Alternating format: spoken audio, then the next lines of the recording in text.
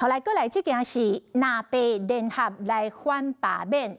民众党的党主席黄国昌，唔那帮台中3个国民党的立委来拍反罢免的影片，嘛甲市长罗秀燕合体徛台造势。但是国民党内有风声，讲这个黄国昌对小草支持者较无影响力，希望陈培琪会当出面来助讲。啊，民众党是讲国民党自然有因家己的规划。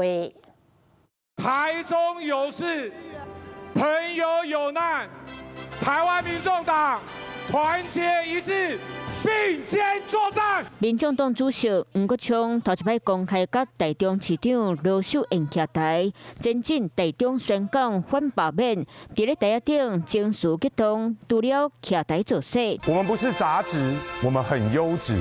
726，我会投下不同意票，请你也一起来。